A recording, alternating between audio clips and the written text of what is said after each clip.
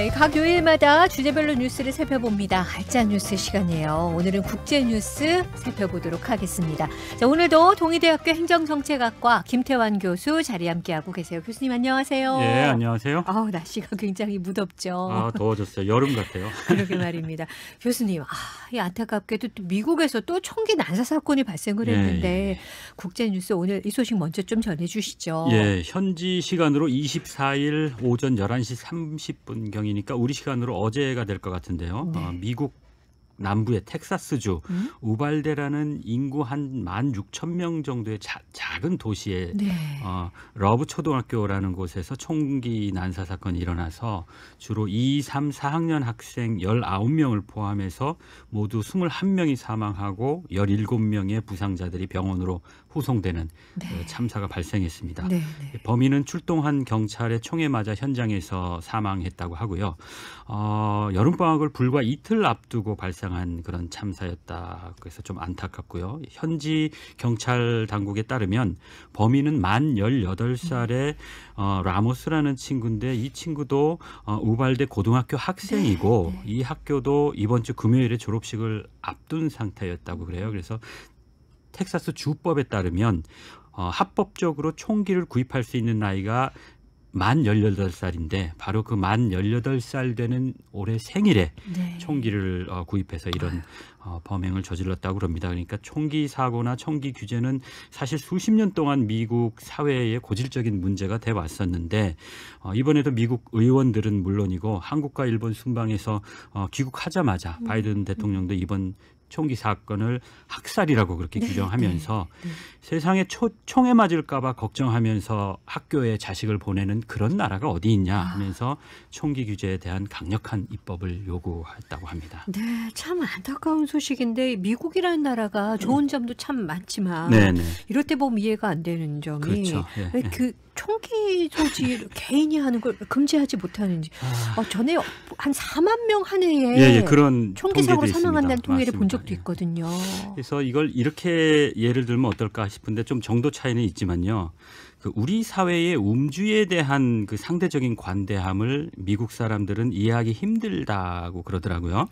그러니까 음주 관련된 사고가 그 범죄가 참 많은 나라인데 우리나라가 문화가 음주에 대한 규제나 음주하고 범죄하는 것에 대한 어떤 가중 처벌이 없는 거 이런 걸 좀 이해하기 힘들다는 그런 외국 사람들을 종종 만나는데 그럴 수도 있겠네요. 우리 2020년 우리 통계청 발표를 보면 알코올 관련해서 사망하는 숫자가 2020년에 5,155명이었대요. 그러니까 하루에 14명꼴로 우리나라에서 그런 사고가 발생을 하는데 어쨌든 우리 개인적으로 보면 서로 다른 환경에서 다른 경험들을 축적하면 문제를 인식하는 관점도 다르고 또 해결하는 방법도 다르게 되잖아요.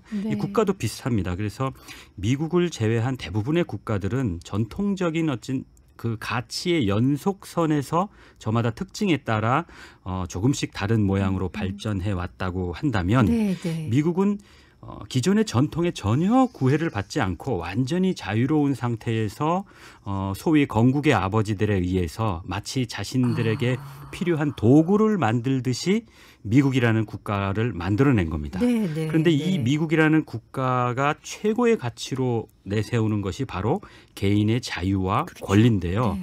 이 개인의 자유와 권리가 바로 인간으로 태어나기만 하면 모두가 평등하게 신에게 부여받은 권리이기 때문에 누구도 침해할 수 없다 하는 원칙입니다.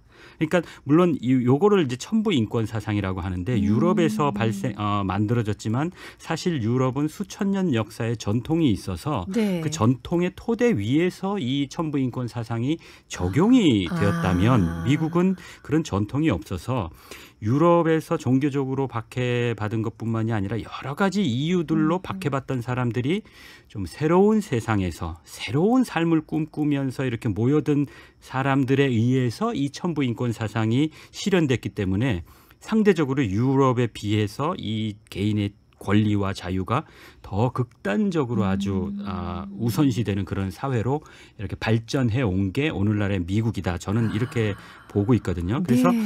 신한테 부여받은 이 개인의 자유와 권리를 미국에서 최고로 실현할 수 있는 새로운 세상을 만들기 위해서 구축해 놓은 게 이제 헌법인 거죠. 그렇죠. 근데 이 보통은 이 헌법이 시대에 따라서 이렇게 좀 바뀌거든요. 네, 네, 네. 그게 이제 개헌이라고 하죠. 그렇죠. 네. 그런데 미국의 경우에는 기존 헌법을 바꾸는 게 아니라 기존 헌법을 그대로 두고 필요한 것을 추가하는 방법으로 자신의 자국의 국가 정체성을 이렇게 이어왔습니다. 그러니까 개헌이 아니라 헌법을 수정해 온 거거든요. 네. 근데 바로 그 1791년 수정 헌법에 미국인의 총기 소지를 침해할 수 없는 권리라고 못을 박아 놓은 겁니다. 그래서 아마 당시에는 광활한 대륙을 개척해야 하는 그런 현실에서 그렇죠. 당시의 국가가 네. 좀 약했기 때문에 일일이 개인의 어떤 개척지로 가고 네, 있는 네, 개인이나 네. 집단들을 보호해 줄 수 없기 때문에 너네 안전은 스스로 지켜라 하는 차원에서 그게 현실적이었을지 모르지만 네. 지금 시대가 많이 바뀌었거든요. 그래서 네, 네. 제가 헌법학자는 아니지만 그 수정한 헌법에도 분명히 개인이 무장을 할 수 있는 권리라는 표현이 아니거든요. 잘 보면 규율이 잘 잡힌 민병대의 무장 이 침해받지 말아야 된다고 했거든요. 개인이 아니라. 네. 그래서 그렇게 본다면 오늘날 총기 범죄의 대부분의 주체가 집단이 아니라 개인이거든요. 개인이죠. 그래서 네. 개인에 대한 총기 규제는 뭐 강화하는 게 크게 문제가 될지 않을 것 같은데 네, 네. 그건 이제 제 생각이거든요. 근데 미국 사회는 이게 그렇게 힘든 모양이에요. 아마 총기 상들이나 또 총기를 이렇게 소유하는 걸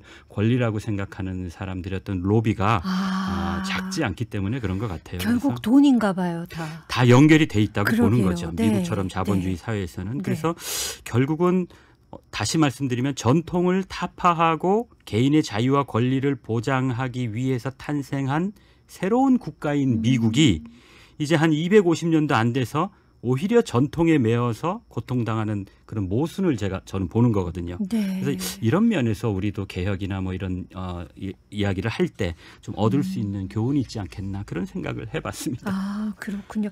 그러고 보니까는 정말 뭐 예전에 예. 뭐 미국 영화, 뭐 서부 시대 보안관 총잡이 뭐 이런 영화 봤었는데 지금은 국가가 뭐 아니라 스스로 무장해서 그러게요. 스스로 자기가 범죄와 지켜야 싸우는 되고 거죠. 막 이렇게 그렇습니다. 됐었는데 이제는 뭐 그런 총기 소유가 4만 명 이상의 희생자를 내는 그러니까. 예, 뭐 그러니까. 이거 좀 어떻게 해결이 좀 됐으면 좋겠는데 참 걱정이 많이 됩니다. 초강대국이라고 하지만 정작 국내 문제에서는 네. 이렇게 우리가 볼 때는 참 무력한 그런 그렇네요. 모습을 보는 거죠. 예.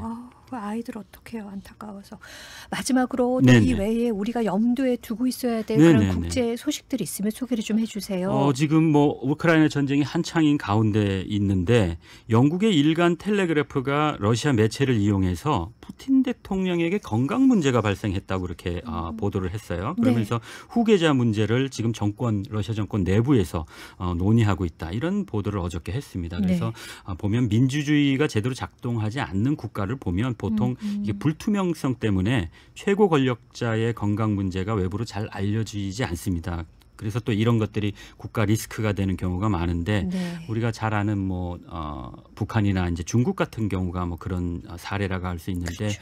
최근에 시진핑 국가 주석의 건강 문제가 이렇게 종종 이렇게 자꾸 보도가 되거든요. 이런 것들도 사실은 푸틴처럼 뭐 어제 오늘 일이 아니고 예전부터 시진핑 주석 건강 문제가 좀 이야기가 돼 있었었는데 최근에 그게 좀 더 많이 자주 이제 그 리커창 총리하고 권력 투쟁이 있는 거 아니냐 하는 거하고 연결돼서 그런 문제가 나오고 있는데 이게 다 우리나라하고 직접 중요하게 관련돼 있는 국가들이니까 중국, 러시아 우리가 좀 관심을 깊이 가져야 될 것 같습니다. 그리고 지금 호주도 한 8여 년 만에 지금 야당인 노동당이 지난번 21일에 실시된 총선에서 과반 이상인 76석을 노동당이 얻어서 단독으로 정권을 교체했습니다. 그래서 23일에 취임한 노동당의 앨버리지 총리가 상대적으로 친중 성향의 노동당 총리임에도 불구하고 변한 거는 호주가 아니라 중국이 변했다. 뭐 이렇게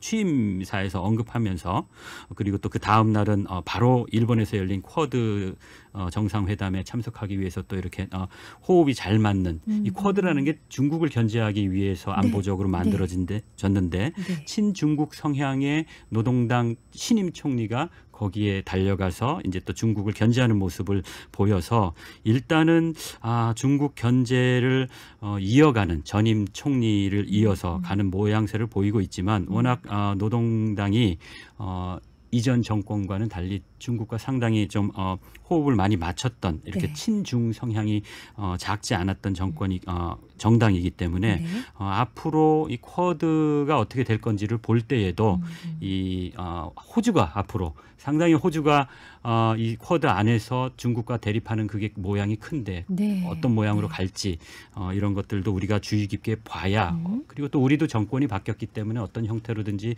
외교 정책이 바뀔 수밖에 없다면 주변 국가들은 어떻게 하고 있는지 우리가 관심을 가지고 거기에 보조를 맞추는 게 사실은 국익에 도움이 되거든요. 그리고 또 아시다시피 어제 오전 6시부터 북한이 다양한 종류의 탄도미사일을 3발을 동해상으로 발사했는데 이것에 관해서도 그 대응이나 뭐 대책 강구를 위해서 국제사회는 물론이고 중요한 이웃인 힘들어도 중국과 러시아하고 상당히 이렇게 같이 대응책을 찾아야 될 텐데 뭐 이래저래 여러 가지 지구촌 문제들이 새로 출범한 정부의 외교부, 뭐 국방부, 대통령실이 뭐 종로하고 이렇게 그 서울의 그 용산에 밀집하게 됐는데 그쪽 사무실 불이 밤에도 안 꺼질 것 같은 그런 생각이 듭니다. 네, 알겠습니다. 자, 지금까지 국제뉴스 동의대학교 행정정책학과 김태환 교수와 함께 살펴봤습니다. 교수님 감사합니다. 예, 고맙습니다.